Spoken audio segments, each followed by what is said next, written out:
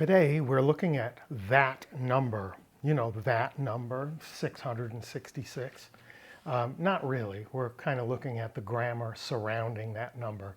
We're in Revelation 13:18, and I'm reading from the ESV. This calls for wisdom. Let the one who has understanding calculate the number of the beast, for it is the number of a man, and his number is 666.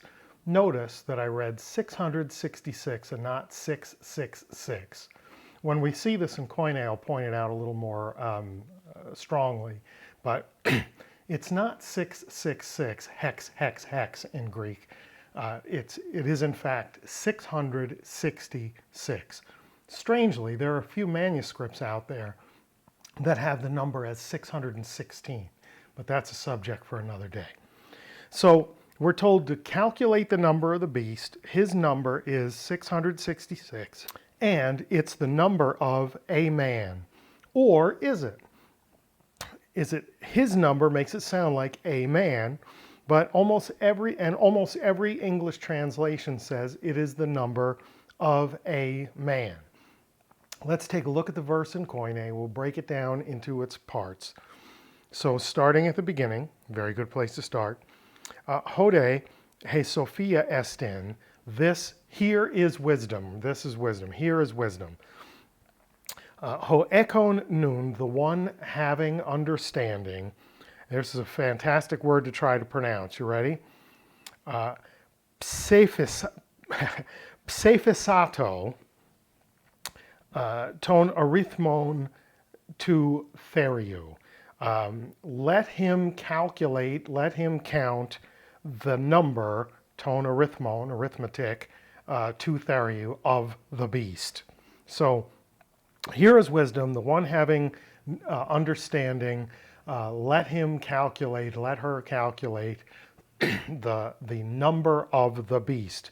Then we move on to the next part.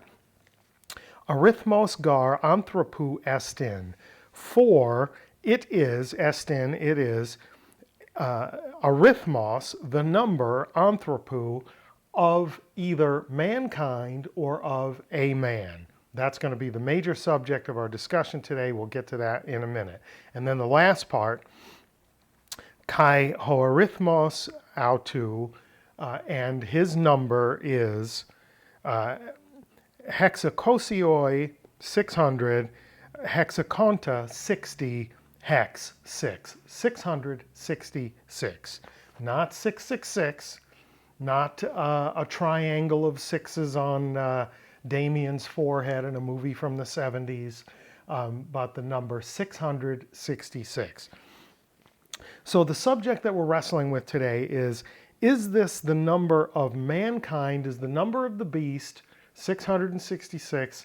Is this the number of mankind, or is this the number of a man? To wrestle with this, we got to go into some deep background. So there was a man named Apollonius Discalus. He lived in the 2nd century AD. We don't know his birth date or his death date, but we do know, based on when his writings were released, when they started being released, he probably became an adult around the year 130 AD. Okay? And Apollonius Discalus believed that languages were logical things that were based on rules and were governed by those rules. He laid the groundwork, essentially, for all modern language study. The study of languages, understanding their grammar, syntax, construction, semantics, all of it is rooted in the very, very early works of this guy, Apollonius Discalus. Why does he matter? He matters because of this thing called Apollonius's canon. Apollonius's canon says that when there's a head noun, in any case, modified by a noun in the genitive case, both of those nouns will usually be either articular, meaning they'll have the article in front of both of them, or they'll be anarthrous, not having the article in front of either of them. So And he said they'll usually both be definite in force, because if you take a noun and modify it with a genitive, the odds are that the noun being modified is something definite, something specific, and therefore they're both going to have specificity. So there's definiteness in there. So let's go back and look at our verse today, Revelation 13:18, and see two examples within the one verse of Apollonius's canon. So in the phrase, the number of the beast, here we have ton arithmon, the head noun in the accusative case, and to theriou, the modifying noun in the genitive case. And notice they are both articular, ton arithmon, to theriou. They both have the article in front of them. Then we look at the second example, for it is the number of either mankind or a man, arithmos gar anthropou estin. So arithmos is the head noun in the nominative case, and it's modified by anthropou in the genitive case. Notice again, neither of them has an article in front of them. They're both anarthrous. So here in the same verse, we have examples of Apollonius's canon with a head noun and a genitive noun that are articular, and a head noun and a genitive noun that are anarthrous. That is the nature of Apollonius's canon, illustrated beautifully in our verse today. Now we're going to jump through time. We're leaving the 2nd century AD, and we're going to 1983. In 1983, an MDiv, a Master of Divinity student named David Hedges, did his master's thesis on Apollonius's canon. Specifically, he looked at 289 examples of a head noun modified by a noun in the genitive case in the Pauline corpus, in Paul's epistles. And what he derived from this is what we call Apollonius's corollary.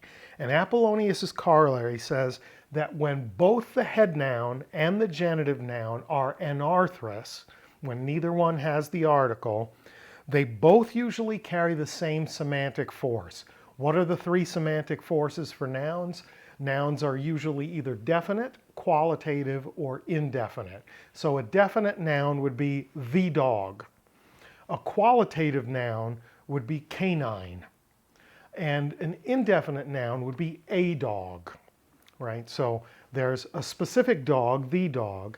There's dogliness, canine, a qualitative noun. Or there would be, which sounds kind of like an adjective. I may be giving you a shoddy example. Or an indefinite noun, which is a dog, some dog, any dog, right? So why does this matter?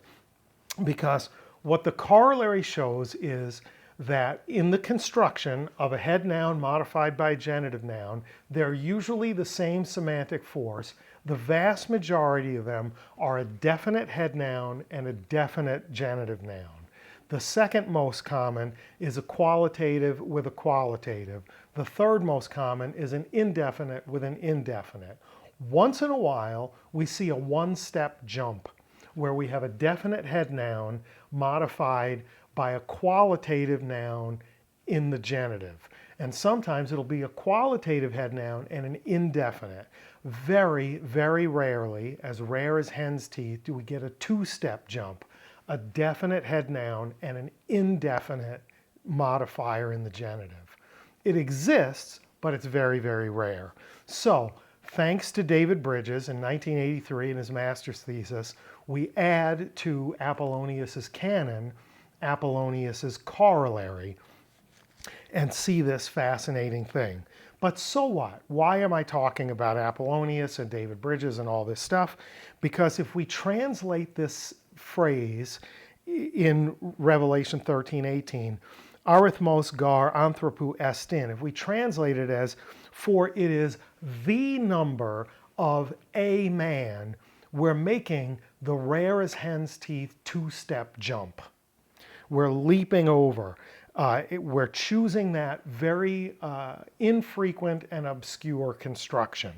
To be more consistent with the corollary, we would expect, since clearly the number, because he names the number at 666, is definite, right? Arithmos is definite.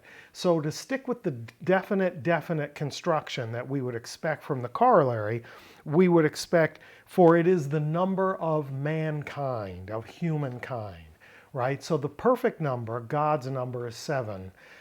Man's number, created on the 6th day, is an imperfect number. And when we read about the beast and this establishment of a humanistic, rebellious, anti-God religion, this force on earth, it kind of makes sense that it's the number of humankind, of mankind, right? The beast's number that a wise person, a knowing person should calculate is the number of either humankind or of a man, some man. Well, we're told that it's the number of the beast, right? So it's probably the number of humankind to be consistent with the corollary. But here's the thing. Nothing is taken away from the meaning of the verse if we translate it, for it is the number of a man. And nothing is taken away from the verse if we translate it, for it is the number of mankind or humankind. So why are we talking about this? Because based on the rules of the language that we're studying, one of them is far more likely than the other, but neither one can be ruled out. What does this matter to us? What I hope for you is that you'll take away from this that you need to beware of anyone who approaches you with an air of certainty about something which there can't be certainty with.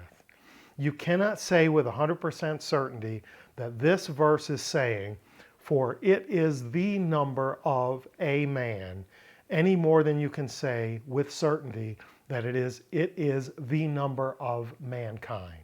You can't say either one with certainty.